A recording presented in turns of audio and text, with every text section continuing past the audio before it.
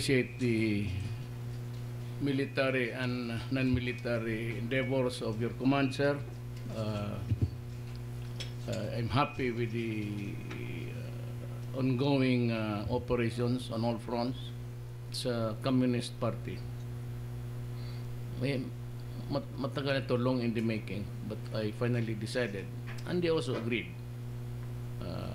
Si Belio and si Doresa to propose to them to talk again. Ayong kung gusto nila, sabi ko, the same arrangement. Tingnan natin. Let's give it a chance. I would like to assure everybody here in this room that I will never agree to a coalition government. I've been very emphatic about that. Na I can have an inclusive government. I have taken them in. I can only really surrender to them in a sense that I can shake hands and talk about peace. An inclusive government. Pati yung Moro insurgency. Yung, so better off kung matuloy man giving Morades BBL, and we have to proceed with federalism because that is the only way we can attain peace in Mindanao. No other setup, I tell you now, would work. One of the things really also on the side of this talk is, kaya ako, it prompted me to order the increase of your salaries. It will be implemented August. Incremental yan. Hanggang madoble. Itong drugs, no quarters given ako. No quarters. That is a policy na hindi ako ma-atras. Criminality. Droga, hindi ako atras. To date, 150,000 surrenders. 130,000 last week. Kita mo ang spread ng droga. Tapusin ko ito dito.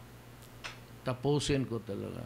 I would like also to share with you that when I read the newspaper, Kerry promised me, ano ko ba?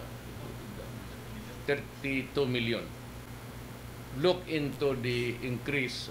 Kasi ang headquarters ay maghingi ng 20,000 soldiers. Maybe towards the end of the year, I can give you half with the funding na yan. Bibigay ko sa iyo. And I will buy you more barret. So I will give you the equipments. Yung $32 million, gear yan. Yung sinabi mo, yung ano. Ang deal ko ganito, ha?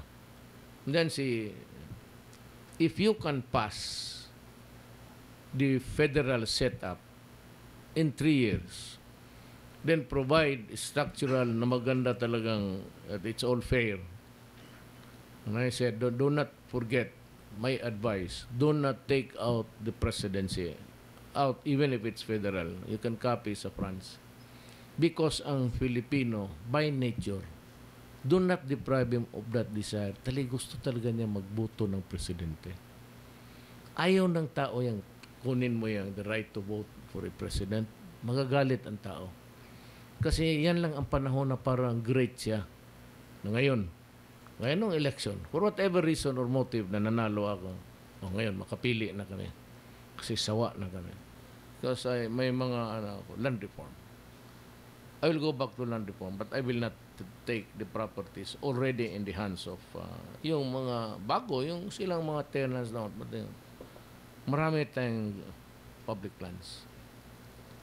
I will open the forestal area. Wala na rin. So kung may konti man dyan, as long as ang ano ko lang yung watershed. Yung may mga spring doon, talagang kanatwi because that is needed for water. But otherwise, I will distribute them. Babalik ako pero not within the 2 years. Itong increase of salaries. Ang sunod ko mga teachers. Ako loyal ako sa armed forces. I will remain loyal to you because I've been with government for so long. Ordinaryong tao lang ako. Hindi masyado kaswal-kaswal lang tayo. Anak lang ako ng mahirap rin. So I know how it is to rise from the ranks Kaibigan ninyo ako, hindi niya ako kalaban. But you can be assured that this Republic of the Philippines will be protected by us according to the mandate of the people. Hanggang dyan lang tayo. Ano lang ang gusto ng tao at ano lang mapakapabuti sa kanila. Maraming salamat po. Thank you very much.